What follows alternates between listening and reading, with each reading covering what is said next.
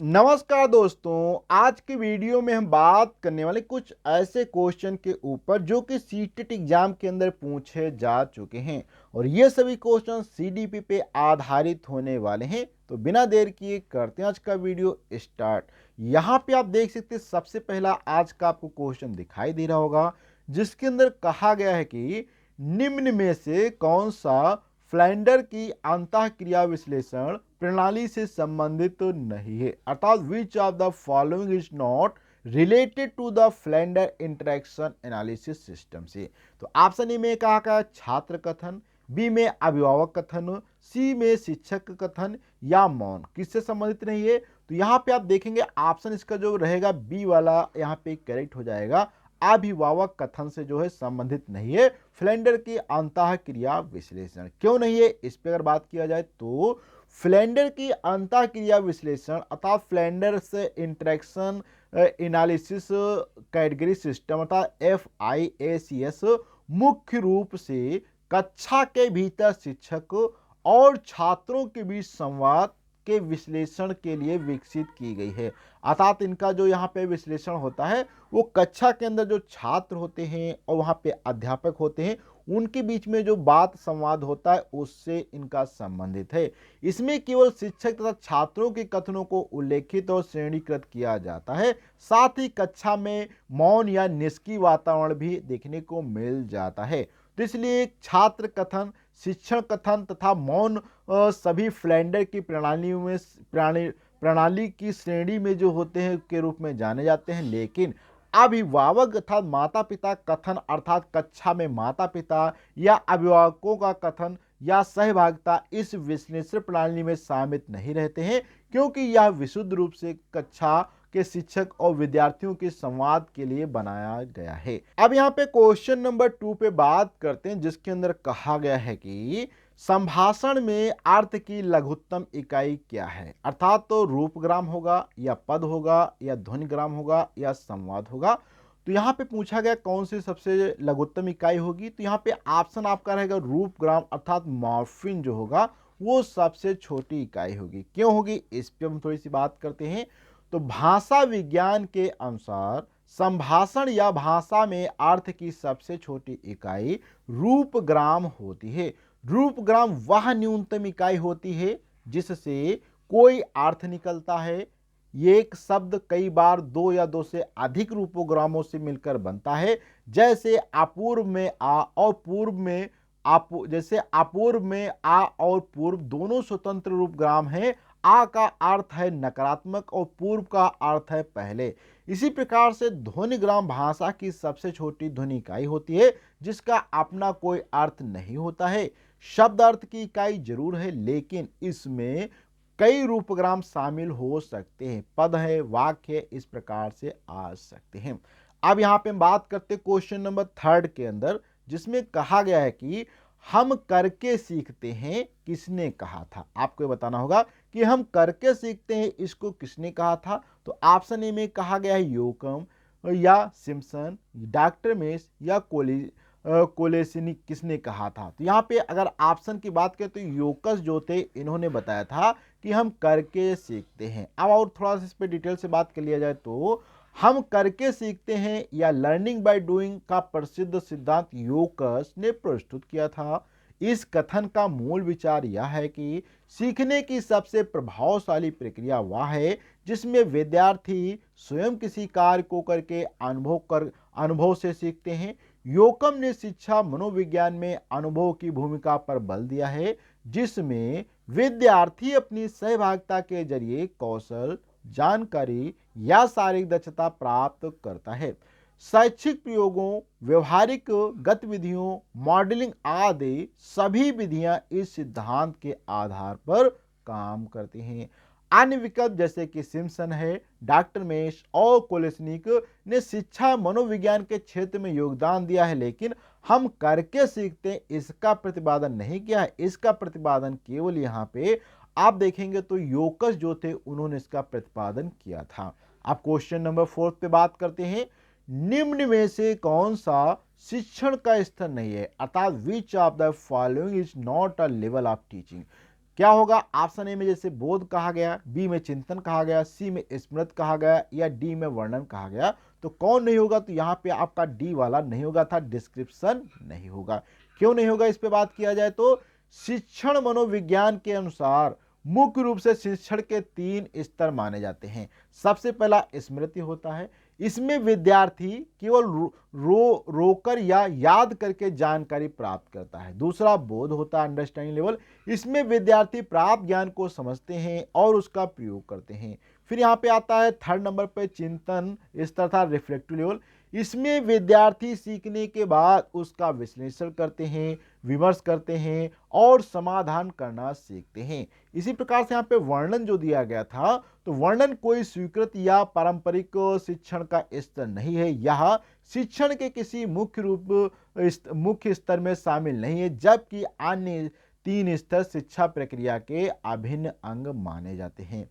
अब यहाँ पे बात करते हैं नेक्स्ट क्वेश्चन 5 नंबर पे, जिसमें कहा गया शिक्षण की अंतःक्रियात्मक अवस्था में मुख्य सक्रिया होती है। कौन सी संक्रिया होती है?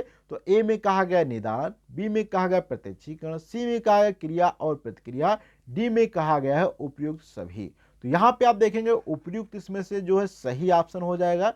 क्यों हो जाएगा? इस पे डिटेल से बात किया जाए तो शिक्षण की अंतःक्रियात्मक अवस्था वह चरण होती है जहां कक्षा में शिक्षक और विद्यार्थियों के बीच वास्तविक संवाद होता है, गतिविधियां की जाती हैं, प्रतिक्रियाएं दी जाती हैं।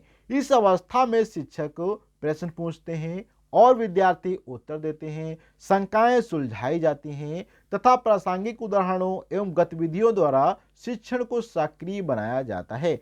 इसमें निदान यानी छात्रों की आवश्यकताओं की पहचान और उनकी कठिनाइयां समझना शामिल होता है।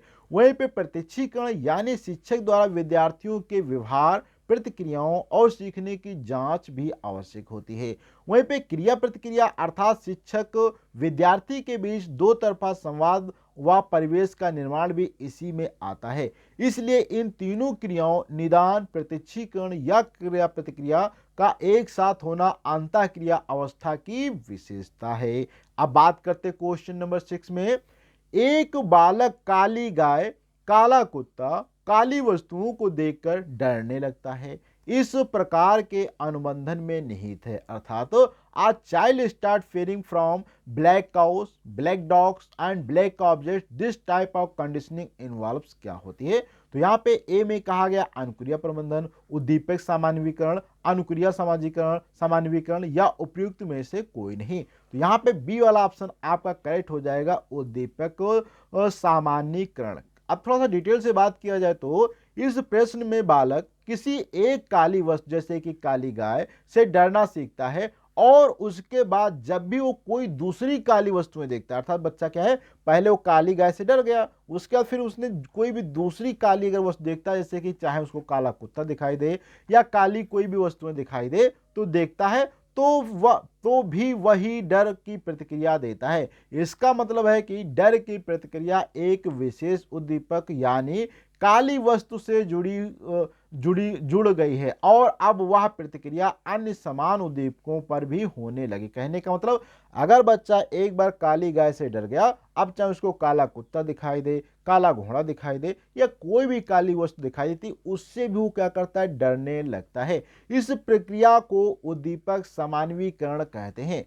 इसका अर्थ है कि बालक ने जो डर एक वस्तु से सीखा वही डर अन्य मिलती जुलती वस्तुओं पर भी सामान्यीकृत हो जाता है। अनुक्रिया अनुबंधन और अनुक्रिया सामान्यीकरण अलग अलग अवधारणाएं हैं और यहां लागू नहीं होती हैं। अब बात करते क्वेश्चन नंबर 7 पे, शिक्षण विधि का चयन करते समय निम्न में से किसको ध्यान में रखने की आवश्यकता नहीं है? किसको ध्यान में रखने की आवश्यकता नहीं है? तो ऑप्शन ए में कहा गया व्यक्तिगत भेद को, अभिभावकों की पृष्ठभूमि को, विद्यार्थियों के मानसिक स्तर को या विषय की विशिष्ट प्रकृति को। अर्थात while selecting a teaching method which of the following does not need to be considered. अब यहाँ पे सॉल्यूशन पे बात करें या यहीं पे इसके सॉल्यूशन पे बात करें तो इसका जो बी वाला यहाँ पे आपको देखने को मिलेगा करेक्ट ऑप्शन हो जाएगा। अब क्यों हो जाएगा इसको समझते हैं थोड़ा सा। तो जब शिक्षण विधि का चयन किया जाता है तब मुख्य रूप से उन बातों को भी ध्यान में रखा जाता है जो शिक्षा प्रक्रिया और शिक्षक के सीखने पर सीधा असर डालती हैं। वहीं पे इनमें विद्यार्थियों के बीच व्यक्तिगत भेद भी, उनका मानसिक स्तर और पढ़ाए जा रहे विषय की प्रक्रिया अत्यंत महत्वपूर्ण और विचारणीय होती है। व्यक्तिगत भेद अर्थात हर विद्यार्थी की क्षमता, रुचि भिन्न भिन्न होती है, इसलिए इसका भी ध्यान रखना आवश्यक है। विद्यार्थियों का मानसिक स्तर, जिससे उनकी समझ के अनुरूप विधि चुनी जाती है। विषय की विशिष्ट प्रकृति अर्थात जिससे यह तय होता है कि कौन सी विधि उस विषय को या उस विषय को सबसे बेहतरीन प्रकार से सिखा पाएगी। लेकिन अभिभावक की पृष्ठभूमि का सीधा संबंध शिक्षण विधि के चयन में नहीं होता है, क्योंकि शिक्षण का केंद्र विद्यार्थियों और विषय की आवश्यकता पर है, ना कि अभिभावकों की सामाजिक या शैक्षिक स्थिति पे। अब हम बात करते हैं क्वेश्चन नंबर 8 पे, जिसके अंदर कहा गया है कि निम्न में से कौन सा या कौन सी बाल व्यवस्था की एक विशेषता नहीं है। कौन सी बाल व्यवस्था की एक विशेषता नहीं है, अर्थात which of the following is not a characteristic of the childhood. क्या होगी? ऑप्शन ए में कहा गया सामूहिकता, बी में कहा गया जिज्ञासा की कमी, अभिवृद्धि में स्थिरता, समूह एवं खेलों में सहभागिता। तो यहाँ पे ये सब दिखाया गया है। अब अगर क्वेश्चन को करेक्ट समझने की बात करें तो इसका जिज्ञासा की जो कमी होती है वो निम्न में से बाल अवस्था की एक विशेषता नहीं आता। जिज्ञासा तो उनके अंदर होती है, लेकिन यहाँ पे कहा गया कमी है, तो इसलिए करेक्ट आंसर हो जाएगा। डिटेल से बात किया जाए तो बाल अवस्था की प्रमुख विशेषताएं जैसे कि सामूहिकता की प्रकृति, जिज्ञासा की अधिकता, अभिवृद्धि में चंचलता और समूह तथा खेलों में सहभागिता। बच्चों में सामूहिकता की भावना अधिक होती है और वे समाज तथा टीम में रहना पसंद करते हैं। बाल्यावस्था में बच्चों की अभिवृद्धि निरंतर विकसित होती रहती है, इसमें स्थिरता नहीं होती है। समूह और खेल संबंधी गतिविधियों में भाग लेना भी इनकी मेन विशेषता होती है। लेकिन जिज्ञासा की कमी बाल्यावस्था की विशेषता नहीं है, क्योंकि बल्कि बाल्यावस्था में बच्चों की जिज्ञासा सबसे अधिक होती है। वे नित्य नए सवाल पूछते हैं और दुनिया को जानने की कोशिश करते रहते हैं। अब आज के क्वेश्चन 9 नंबर पे बात करते हैं, जिसमें कहा गया है कि निम्न में से कौन सी सृजनात्मक प्रक्रिया से संबंधित नहीं है। कौन नहीं संबंधित है? यहाँ पे लिखा उद्भवन, अभिप्रेरणा, आयोजन, प्रबोधन। ये इनमें से यहाँ पे बात करें तो ऑप्शन इसका आपका जो है वो बी वाला यहाँ पे करेक्ट हो जाएगा। अभिप्रेरणा जो होती है हमारी सृजनात्मक प्रक्रिया से क्या है, संबंधित नहीं है। क्यों नहीं है, इस पे बात किया जाए तो सृजनात्मक प्रक्रिया में प्रायः 4 प्रमुख चरण माने जाते हैं। सबसे पहला होता है उद्भवन अर्थात तो इंक्यूबेशन होता है, विचार प्रक्रिया के ठहराव के बाद समाधान सूझने तक का समय। फिर होता है आयोजन अर्थात ऑर्गेनाइजेशन, विचारों और तथ्यों को क्रम में लगाकर समायोजन करना। फिर होता है प्रबोधन अर्थात तो अचानक समस्या के हल या नए विचारों का स्फुरण का। जबकि यहाँ पे लास्ट में बात करें तो अभिप्रेरणा जो होता है सृजनात्मकता की आवश्यकता है, लेकिन यह सृजनात्मक प्रक्रिया का चरण या घटक नहीं है। यह रचनात्मक अवस्था में प्रवेश की प्रेरणा दे सकती है, किंतु इस सृजनात्मक प्रक्रिया के औपचारिक चरणों में नहीं शामिल गिना जाता है। अब आज के लास्ट के क्वेश्चन पे बात करते हैं कि निम्न में से कौन सा वृद्धि और विकास का प्रथम चरण है। ऑप्शन ए में कहा गया शारीरिक विकास, सामाजिक विकास, नैतिक विकास, मानसिक विकास। तो यहाँ पे आपको जो भी इसका करेक्ट ऑप्शन होगा इसके लिए आपको कमेंट बॉक्स में लिखना होगा। और अगर अभी तक आपने हमारे चैनल को सब्सक्राइब नहीं किया तो प्लीज सब्सक्राइब करें, साथ में बेल आइकन को प्रेस करें। यदि इसी वीडियो को आप इंस्टाग्राम फेसबुक पर देखते हैं तो प्लीज आप हमें फॉलो करें। और इस क्वेश्चन का करेक्ट आंसर देखने के लिए आपको वीडियो के नीचे डिस्क्रिप्शन बॉक्स या कमेंट बॉक्स में लिंक मिल जाएगी, वहां पे क्लिक करके आप इस पूरे वीडियो की पीपीटी डाउनलोड करके आसानी से पढ़ सकते हैं। तो अगले वीडियो मिलेंगे, जब तक के लिए धन्यवाद।